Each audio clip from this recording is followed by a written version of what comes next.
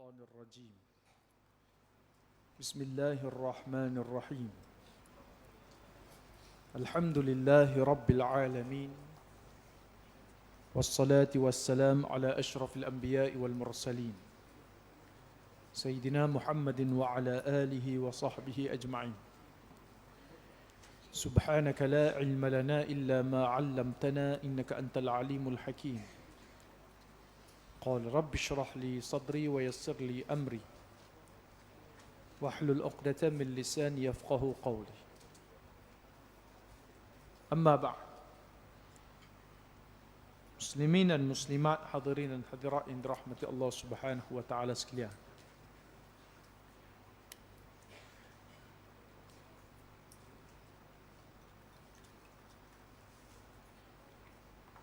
Setelah kita selesai pada membicarakan mengenai bahagian-bahagian mengikut kedudukan geografi, kita masuk kepada bahagian yang keenam daripada kitab ini, iaitulah bahagian membincangkan mengenai kronologi peristiwa. Bahagian ini dibahagikan kepada dua bab. Bab yang pertama iaitulah berkenaan dengan fasa umat akhir zaman.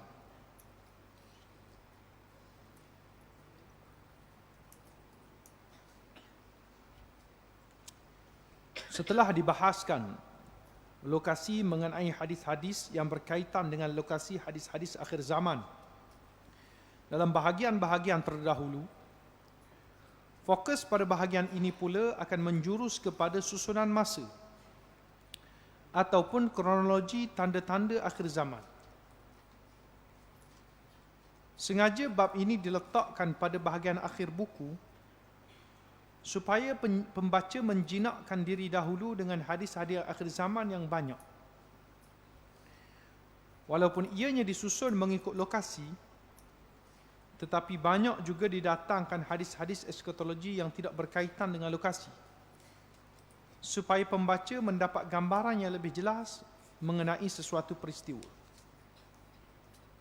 Jadi, pada bab kali ini, kita akan membincangkan hadis akhir zaman dari sudut susunan masa pula. Apa yang berlaku dulu, apa yang berlaku kemudian daripada tanda-tanda akhir zaman yang banyak kita bacakan pada bahagian-bahagian yang telah lalu. Bagi memahami kronologi ini adalah ilmu tentang masa. Terdapat beberapa hadis yang khusus menceritakan mengenai turutan peristiwa sebelum dan selepas. Kita jumpa dalam hadis banyak Nabi sebut apa yang berlaku dulu, apa yang berlaku kemudian. Contohnya Nabi sebut Umranu Baitul Maqdis kharabu Yathrib. Umranu Baitul Maqdis kharabu Yathrib. Wa kharabu Yathrib khurujul malhamah. Wa khurujul malhamah fathu Qustantiniyah. Wa fathul Qustantiniyah khurujud Dajjal. Nabi kata, kepesatan kota Baitul Maqdis akan menjadi tanda kepada berlakunya keruntuhan Madinah. Berlakunya keruntuhan Madinah akan menjadi tanda kepada berlakunya perang besar. Berlakunya perang besar akan menjadi tanda kepada keluarnya pembukaan kota Konstantinopel. Pembukaan kota Konstantinopel menjadi tanda keluarnya Dajjal. Mana kita melihat hadis ini, Nabi sendiri yang menyebut apa yang berlaku dulu, apa yang berlaku kemudian. Selepas daripada pesaknya kota Baitul Maqdis, akan berlaku keruntuhan kota Madinah. Selepas itu akan berlaku perang besar.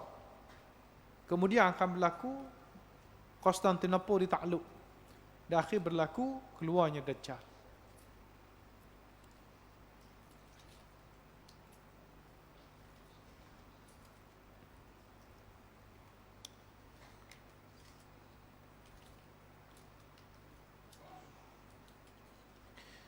Jadi sebahagian telah disebut dari bahagian-bahagian lalu. Secara peribadi, penulis meletakkan dua hadis sebagai paksi memahami kronologi akhir zaman.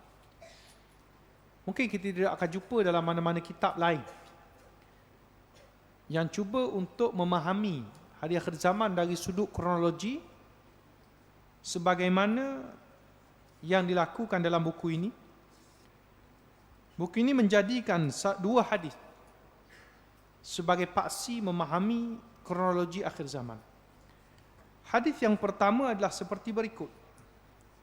Takunun nubuwwatu fikum ma syaa Allahu an takun. Thumma yarfa'uha Allahu idza syaa an yarfa'aha.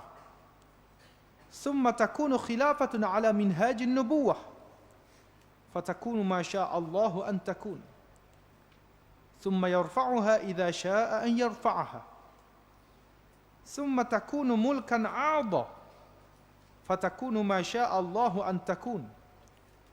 ثم يرفعها إذا شاء أن يرفعها ثم تكون ملكا جبريا فتكون ما شاء الله أن تكون ثم يرفعها إذا شاء أن يرفعها ثم تكون خلافة على منهاج النبوة ثم سكت.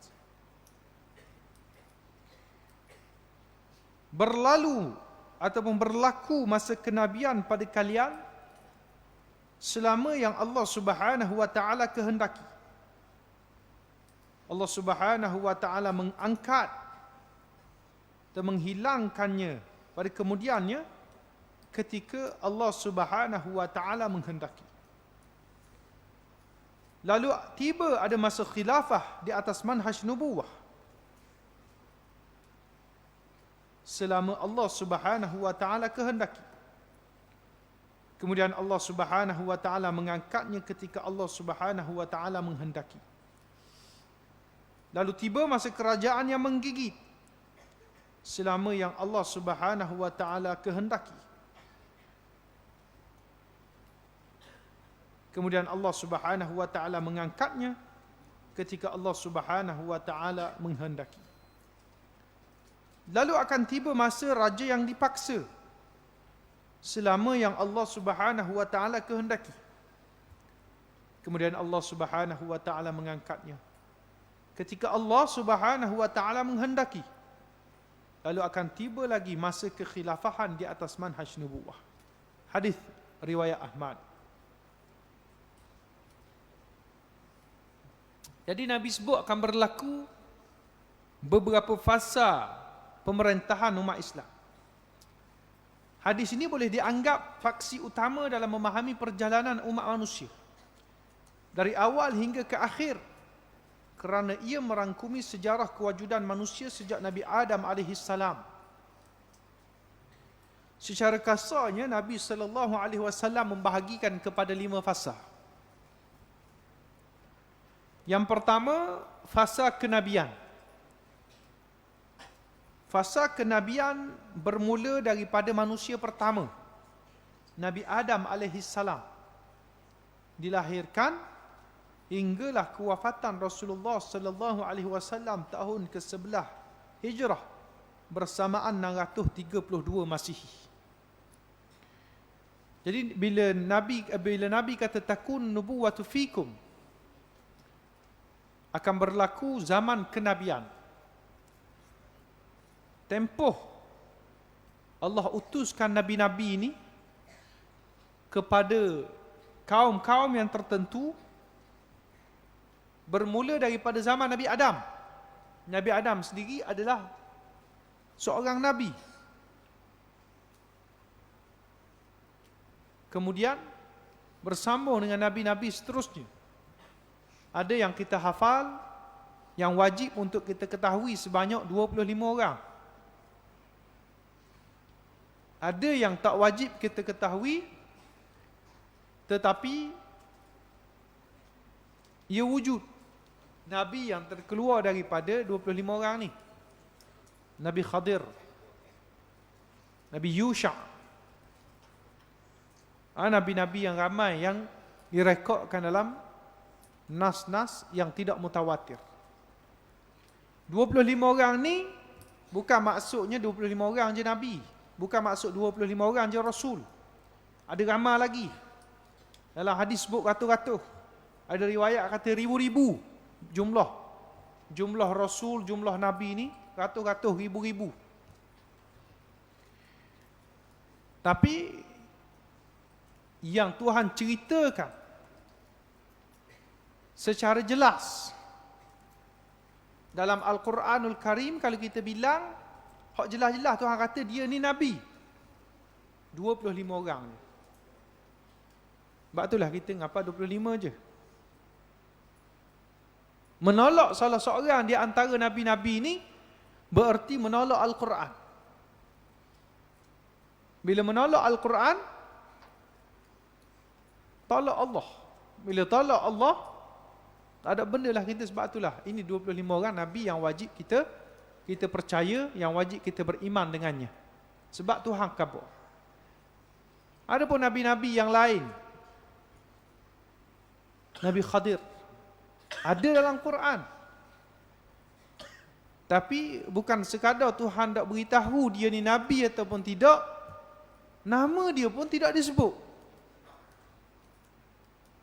Nama tak sebut. Allah surah Al-Kahfi tu, fawajada 'abdan min ibadina atainahu rahmatan min 'indina wa 'allamnahu min ladunna ilma. Disebut sekadar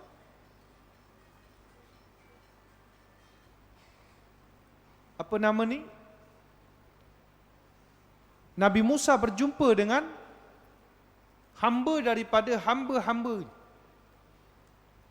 yang diberikan rahmat daripada sisinya dan didatangkan kepadanya ilmu. Nama pun tak sebut. Nabi je hak sebut. Selepas pada tu dia ni adalah Nabi. Khadir namanya, digelar sebagai Khadir. Dan juga tidak disebutkan pula adakah dia ni Nabi ataupun tidak. Ulama berkhilaf. Jadi benda ni tidak sepakat bahawa dia ni Nabi, maka dia tak termasuk dalam 25 orang tu. Begitu juga dengan Zulkarnain, disebut juga dalam surah Al-Kahfi. Nama disebut, tapi tidak disebutkan dia ni Nabi ataupun tidak.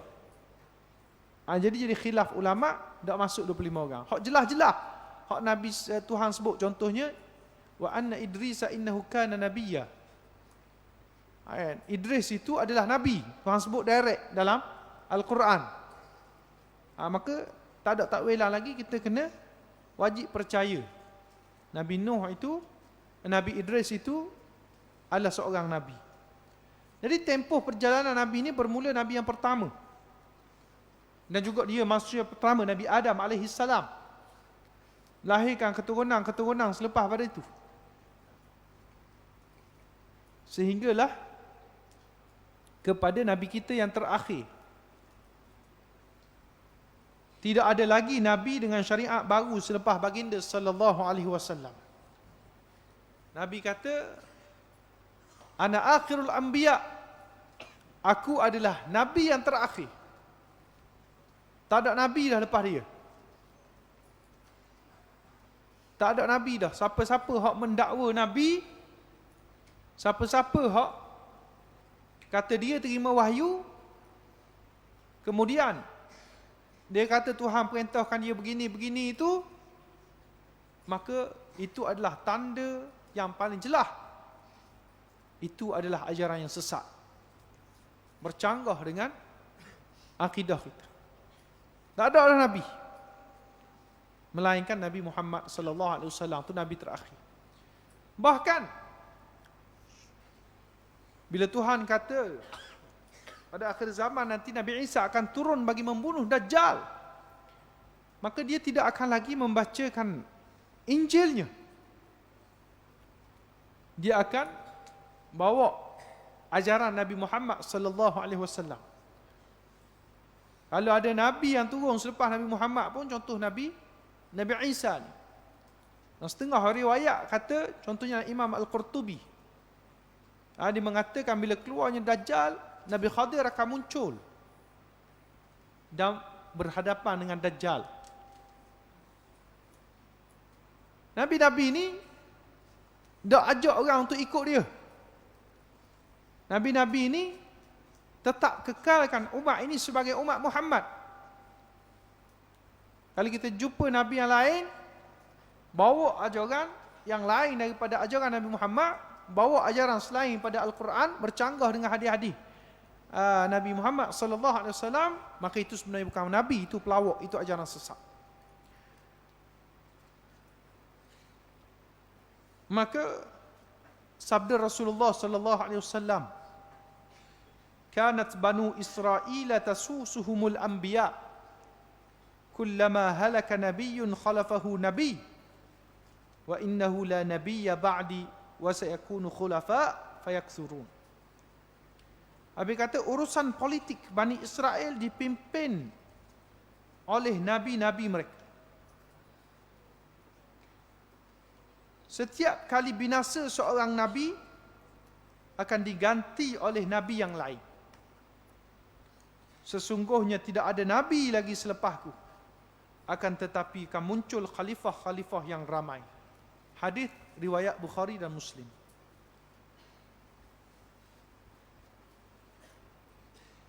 Hadis ini secara jelas sebut baginda sallallahu alaihi wasallam adalah nabi yang terakhir. Kemudian selepas tak ada nabi lagi, nabi sebut wa innahu la nabiyya ba'di wa sayakunu khulafa. Lepas dia tak ada nabi, tapi yang adalah khulafa. Khulafa jamak kepada khalifah. Khalifah ni maknanya pengganti. Tak ada nabi yang muncul lepas tu adalah khalifah. Khalifah berarti pengganti. Pengganti siapa? Khalifatul Rasulillah, pengganti Rasulullah. Jadi bila berakhirnya fasa kenabian ni, masuk kepada fasa yang kedua, iaitulah fasa khilafah di atas manhaj nubuwah. Fasa kedua ini pula bermula dengan perlantikan Sayyidina Abu Bakar alaihi salam, Abu Bakar As-Siddiq radhiyallahu anhu, sejurus kewafatan Rasulullah sallallahu alaihi wasallam, sehingga Sayyidina Hasan bin Ali radhiyallahu anhuma tahun 41 Hijrah bersamaan 661 Masihi.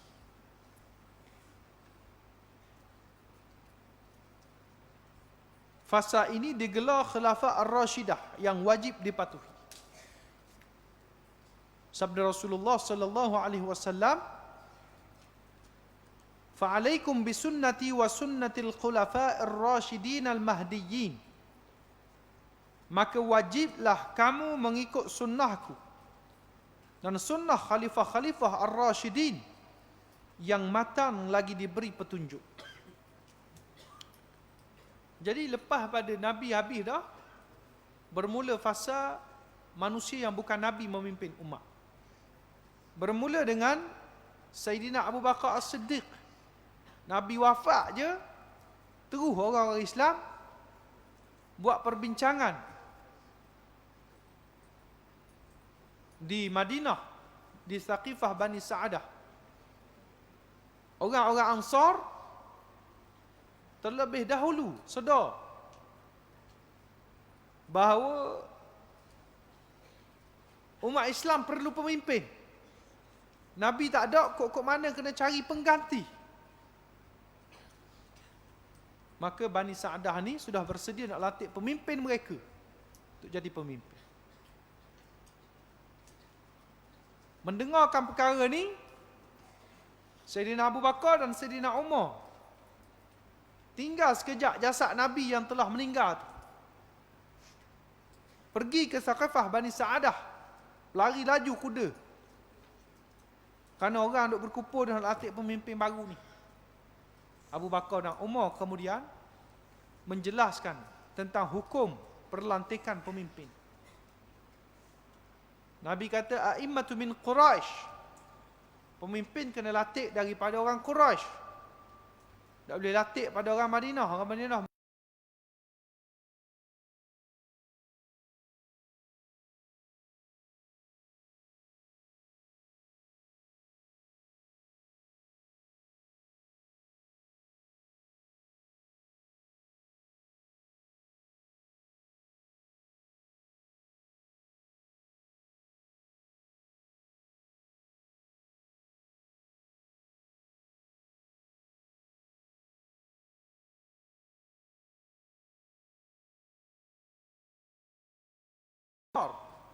Kamu menjadi ansar maknanya penolong-penolong. Maka pada zaman khalifah, kamu juga menjadi ansar kepada khalifah, penolong-penolong kepada khalifah.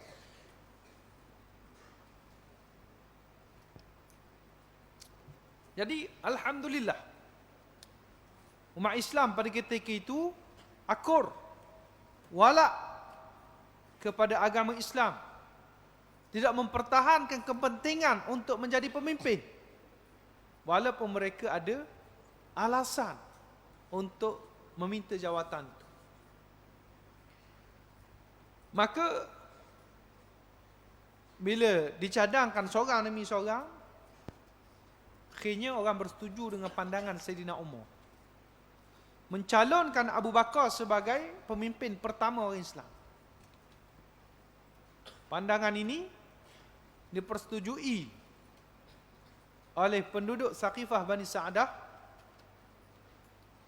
Kemudian di situ juga Abu Bakar dibai'ah, yang disebut sebagai bai'ah khasah, bai'ah khusus di kalangan orang-orang yang sedang bermesyuarat nak latih khalifah pada ketika itu, atau lebih tepatnya perlantikan di kalangan orang-orang Ansar. Orang Ansar yang mengundi pilih Abu Bakar As-Siddiq. Esok harinya barulah berlaku apa disebut sebagai bai'ah amah. Bai'ah secara umum. Orang-orang Arab, orang-orang Islam berhimpun bagi memberi bai'ah ataupun janji taat setia kepada Khalifah Abu Bakar As-Siddiq. Dan itulah perkara yang membuatkan dia mengucapkan ucapan sulung yang sangat hebat. A'inuni ma ata'tullah. Inni macam mana? Walastu bi khairikum, dia kata.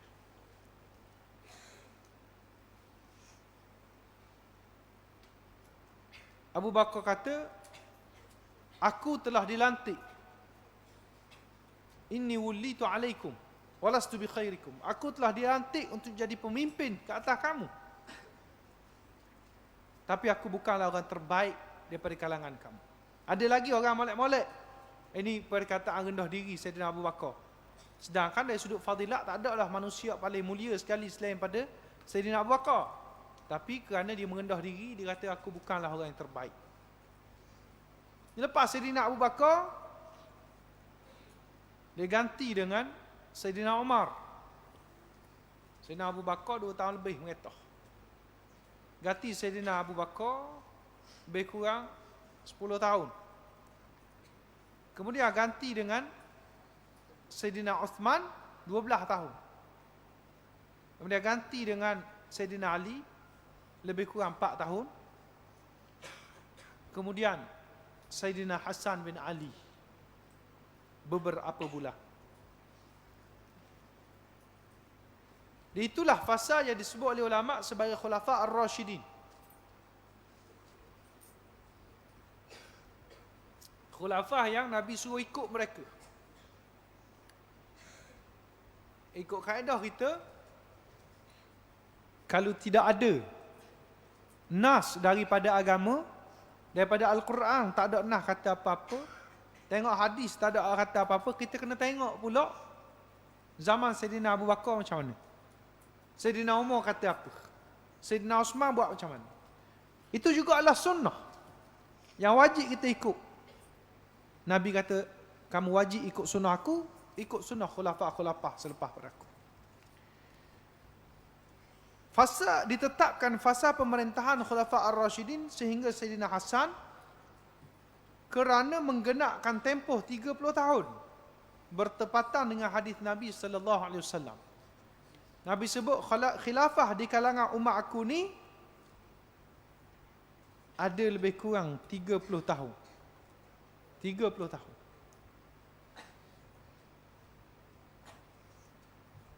Kemudian selepas itu akan berganti dengan sistem beraja.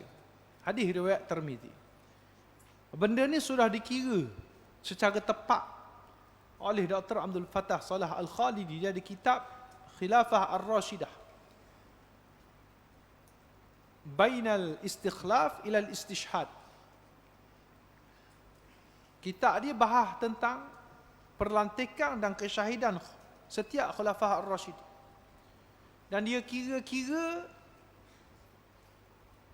start daripada zaman Sayyidina Abu Bakar sehinggalah zaman Sayyidina Hasan genap 30 tahun. Dan Nabi kata khilafah lepas pada aku 30 tahun, dia kata. Maka dikira sampai setakat Sayyidina Hasan je 30 tahun. Sebab kalau tambah lagi pemerintah selepas pada tu Muawiyah, maka sudah lebih 30 tahun dah. Maka khalifah ni terhad sejak pada zaman Sayyidina Abu Bakar sampai Sayyidina Hasan je 30 tahun, Nabi kata. Dan lepas pada tu dia tidak lagi dikira khilafah. Hadis ni sebut summa malikum ba'da dhalik, iaitulah raja selepas daripada itu. Pemerintahan guna sistem beraja. Sistem khilafah beza dengan sistem beraja. Yang ketiga, fasa raja yang menggigit, Nabi kata. Lepas habis zaman Sayyidina Hasan bin Ali radhiyallahu anhuma itu, fasa ketiga bermula dengan penegakan khilafah Umayyah oleh Muawiyah bin Abi Sufyan. Sejurus Sayyidina Hasan meletakkan jawatan. Jadi bila kira 30 tahun tu sampai zaman Sayyidina Hasan. Kalau sambung Muawiyah, ia akan jadi lebih. Maka kita kena kerak sampai ke Hasan sahaja sebagai khalifah, zaman ada khalifah. Lepas zaman start zaman Umawi, walaupun dia guna istilah khalifah, diguna istilah khalifah, tetapi sistemnya sudah dah ikut sistem khilafah. Muawiyah sendiri mengatakan bahawa dialah khalifah terakhir dan raja yang pertama. Muawiyah kata, ana akhirul khulafa wa awwalul muluk, dia kata. Dia naik sebagai seorang khalifah yang pertama, khalifah yang terakhir. Dan pada zaman dia lah dia ubah undang-undang pentadbiran negara Islam ni sehingga dia digelar sebagai raja. Sistem perlantikan selepas pada dia dah ikut kaedah syura sebagaimana yang diamalkan oleh khalifah yang sebelum daripada ini. Dia guna sistem beraja, sistem monarki. Sistem yang telah wujud sebelum datang Nabi SAW lagi. Dia pakai sistem tu. Sejak daripada itu, sistem monarki diamalkan sehinggalah kejatuhan khilafah Uthmaniyah tahun 1432 Hijri bersamaan 924 Masihi. Jadi kita tengok dalam tempoh kejatuhan Uthmaniyah dan berundur sampai kepada awal penegakan khilafah Umayyah, semua guna sistem monarki belaka. Sistem monarki adalah sistem beraja yang ikut atas raja tu nak pilih siapa jadi pengganti dia. Tidak ada mengundi, tidak ada pengutang suara. Keputusan akhir duduk di tangan raja. Dan kebiasaannya sistem monarki ini dia akan mewariskan pemerintahan. Kalau raja ni mati, maka yang akan naik adalah anak dia. Ataupun bila dia mati, yang naik adalah adik-beradik dia. Kemudian adik-beradik mati, sampailah adik-beradik bosu, baru pergi ke peringkat anak pula. Anak hak sulung pertama, kedua, ketiga. Jadi begitu sistem monarki ni. Ada tidak ada orang ni nak jadi raja kena pergi mengundi, kena jadi ambil calon apa sebab, tak ada. Itu bukan sistem monarki, itu sistem demokrasi. Jadi sistem monarki ni dah berlaku di kalangan orang Islam bermula daripada zaman Muawiyah. Disebut sebagai raja menggigit kerana mereka seolah menggigit dengan makna menggenggam kekuasaan secara kemas melalui sistem pewarisan takhta kepada kerabat. Juga boleh memberi maksud pemerintahan tirani. Jadi bila Nabi kata fasa tu fasa raja, raja yang menggigit, bukan raja biasa, raja mulkan adha, gigit dengan geraham. Ulama kata bukanlah maksud gigit dengan geraham itu gigit betul. Ini manusia. Bukan rimau, bukan binatang, kekeh orang. Jadi maksud menggigit itu bukanlah maksud zahir, tapi adalah satu gambaran sikap orang buat benda sungguh. Bila Nabi kata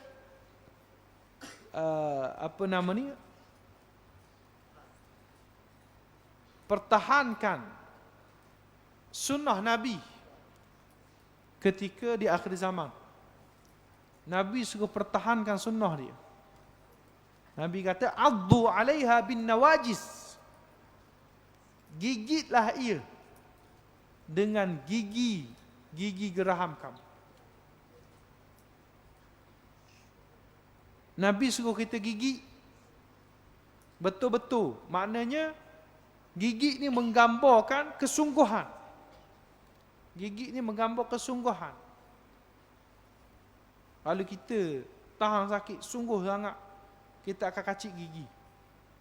Nak khabar sungguhnya, sepenuh hatinya kita beri apa kita gigit. Jadi Nabi nak khabar begitulah sifat raja ni, raja yang menggigit. Maknanya raja yang seolah menggigit dengan makna menggenggam kekuasaan secara kemas. Dan boleh pemerintahan ke dia, tak boleh lepas mudah-mudah ke orang lain. Mati dia oleh kanak dia. Itu sistem pewarisan takhta. Sistem yang kemah, menggigit. Juga boleh membawa maksud ni, maksud yang popular lah, iaitulah maksud pemerintahan tirani. Orang meretah secara kuku besi. Itu sebahagian pandangan ulama, bukan sebahagian besar. Tapi bagi pandangan kita, mulkan adha makna dia yang mempertahankan takhta dia dengan sistem pewarisan. Dan zaman ni kita sebut dah, dia sudah bermula. Sejak zaman Muawiyah, dia membentuk dinasti Umawi. Sekarang berlaku penggulingan kuasa, naik dinasti Abbasiyah pula. Kemudian Abbasiyah dijatuhkan, dilemahkan, sehingga muncul daulah-daulah yang pelbagai. Daulah Saljuqiyah, daulah Ayyubiyah, daulah Zankiyah, daulah Fatimiyah, daulah Bani Buih, macam-macam nama. Sehinggalah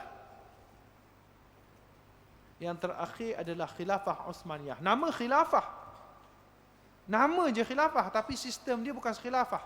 Sistem dia sistem beraja. Sebab tu Nabi bezakan khilafah ni dengan khilafah hak kediam.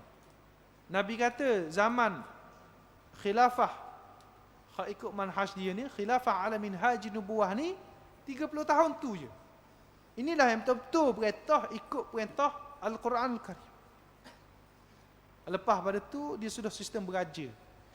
Sudah ada benda-benda yang dibuat tidak menepati konsep perlembagaan. Tapi dari sudut siasah syariah, kita tetap kena patuh kepada pemimpin yang paling berpengaruh yang ada. Kita takut kita menjatuhkan satu pemimpin Islam hanya kerana kaedah pelantikan dia tidak ikut syarak. Benda tu boleh menjejahkan orang Islam. Tak ada ketua, menyebabkan hak tu jadi koh rosak, koh berat. Jadi sebaik-baiknya benda yang sudah dilantik, walaupun dalam bentuk penipuan, walaupun bentuk pemberdayaan, maka kita hormat, kita demi untuk tak mewi keharmonian Islam ni kucak-kacir kerana kita lawan pemimpin, maka kita terimalah pemimpin tu. Kalau dia betul-betul menipu, dia kira dengan Allah Subhanahu wa taala esok hari dah.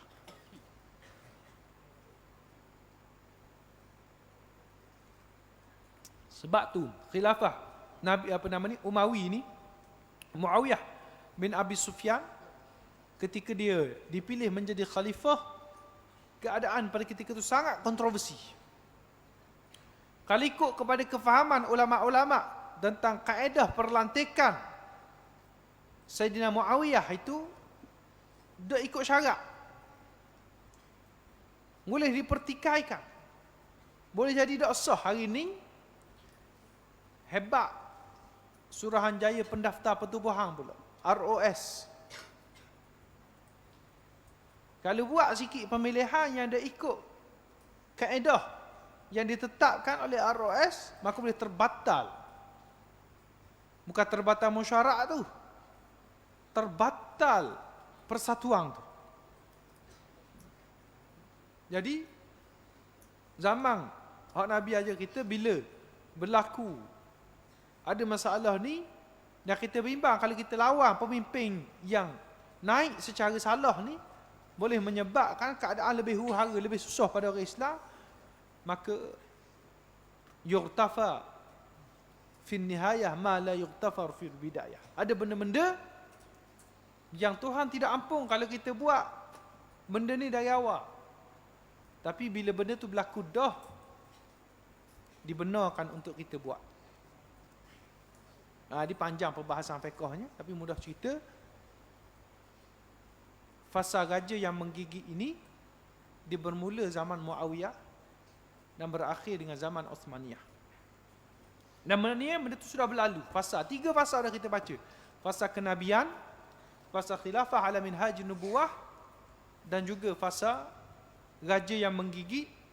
Ketiga-tiganya itu sudah kita bincangkan di dalam, maknanya sudah berlalu. Sekarang ni masuk fasa yang keempat yang Nabi kata. Fasa keempat pula bermula pada era kejatuhan khilafah Uthmaniyah. Di masa tersebut seluruh kekuasaan monarki dilemahkan dengan kolonialisme dan juga kebangkitan rakyat mencetuskan revolusi serata dunia. Banyak negara yang digulingkan raja, kemudian diganti dengan jawatan presiden, lalu bertukar kepada sistem republik. Raja yang masih ada pula hampir kesemuanya hilang kuasa mutlak dan terikat dengan perlembagaan yang dicipta kolonial. Jadi lepas pada zaman raja yang menggigit ni, Nabi kata raja mulkan jabriyah. Raja ni dia bermula selepas pada jatuh Uthmaniyah lah. Bermula jatuh Uthmaniyah, maka wujud adalah pemimpin-pemimpin politik di kalangan orang Islam yang masih merentah. Ada yang memerintah kerana jasa mereka membantu British, membantu penjajah menjatuhkan Uthmaniyah. Antaranya adalah pemerintah Saudi pada hari ini. Keluarga Saud, Ali Saud. Dia ni pernah melancarkan serangan kepada tentera Uthmaniyah. Waktu tu Uthmaniyah dipimpin oleh gubernur daripada Turki yang memerintah pada ketika itu. Jadi mereka ni dia memerintah Saudi, tak apa nama ni, waktu tu namanya Najd. Kemudian pemerintah apa nama ni, Bani Sa'ud ni satu kabilah yang berpengaruh pada abad ke-19, abad ke-20 ni, perang lawan gubernur Uthmaniyah yang ada di Najd pada ketika itu. Sehingga mereka terpaksa berundur daripada Turki, lalu menyebabkan mereka ini menguasai tanah itu. Yang beri senjata kepada mereka adalah British. Yang beri senjata kepada mereka adalah British. Lalu dia sudah ada perjanjian dengan British. Antara perjanjian dia, perjanjian untuk tidak mengganggu Palestin. Kerana British juga ada perjanjian dengan orang-orang Yahudi untuk menyerahkan Palestin kepada orang Yahudi untuk diduduki. Jadi dia buat perjanjian dengan Ali Saud untuk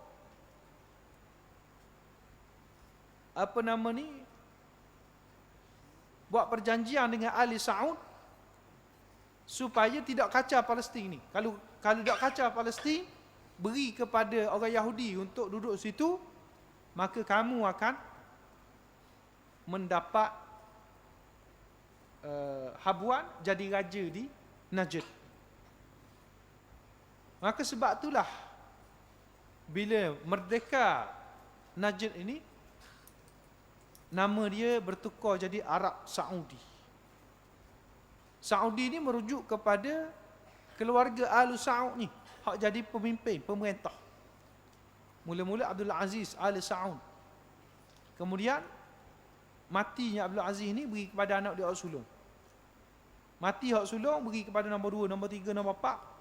Sehinggalah hak hari ni antara hak bosu yang masih hidup. Raja Salman bin Abdul Aziz Al Saud. Katanya ada lagi 2-3 orang adik-beradik dia yang masih hidup. Yang selepas pada ni mungkin akan diberikan pada mereka. Tapi yang peliknya dinamakan anak dia sendiri, Muhammad bin Salman, jadi raja, putera mahkota. Itu contoh, ada raja yang bila hilang khilafah pun dia masih jadi raja. Banyak negara yang digulingkan zaman penjajah. Osmaniyah sudah digulingkan, tak ada lagi khilafah. Negara orang Islam ni tak ada naungan khalifah. Adalah negara-negara khusus yang diperintah oleh orang Islam, tapi atas tu tak ada khilafah dah. Kalau sistem khilafah ni macam zaman Sayyidina Umar dulu, dia memerintah di Madinah, tapi dia juga menaungi Parsi, menaungi Rom, menaungi Mesir, menaungi Afrika Utara, menaungi Afrika Timur pada ketika itu. Orang yang merintah di Mesir pun nak buat apa-apa diketananya Khalifah Umar dulu di Madinah. Maknanya kalau ada nama Raja Mesir pun, Raja Mesir ni dia kena ikut Maharaja dipanggil. Ini pemerintahan sistem empire. Khilafah ni model empire. Saya akan tanya emperor, Maharaja dulu, guana-guana. Ada bila zaman raja yang dipaksa ni adalah zaman raja yang tidak tunduk kepada mana-mana perintah. Bahkan dia ni disebut sebagai dipaksa. Sebab apa kita terjemah sebagai dipaksa? Yang pertama, mengikut ilmu saraf, Jabriyah adalah kata nama sifat yang boleh diterjemah sebagai sifat memaksa, yakni Jabir, dan juga dipaksa, majbur. Jabriyah ni boleh bawa kepada perkataan Jabir, yakni memaksa, majbur, yakni dipaksa. Jadi kita boleh pilih, nak pilih raja yang memaksa ke raja yang dipaksa. Kalau raja yang memaksa, sama macam Mulkan Adha. Kalau kata memaksa ni raja zalim. Dah Mulkan Adha tadi kata raja zalim juga, raja pemerintahan kuku besi, tirani. Maka lebih kurang serupa, tak pernah sabah pula. Hak ni pun raja yang menggigit, raja dipaksa, dua-dua perangai serupa. Mesti ada beza. Kalau tidak Tuhan nak bubuh, Nabi tak bubuh dalam nama yang berbeza, baik dia bubuh sekali je. Jadi tak pernah sabah raja memaksa. Kita tengok raja yang dipaksa pula. Apa raja yang dipaksa? Kerana raja-raja yang ada hari ini dipaksa dengan perlembagaan, dipaksa dengan perjanjian itu dan ini, menyebabkan mereka ni tak boleh nak merintah secara mutlak. raja yang kena ikut perlembagaan. Kalau perlembagaan ni kata lucu jawatan raja, lucu lah. Kalau jawatan raja kata, dia kata raja tak boleh kacau bab ni. Macam dalam negara kita, walaupun hierarki tertinggi manusia paling tinggi kedudukan dalam negara kita ni, yang di Pertuan Agong.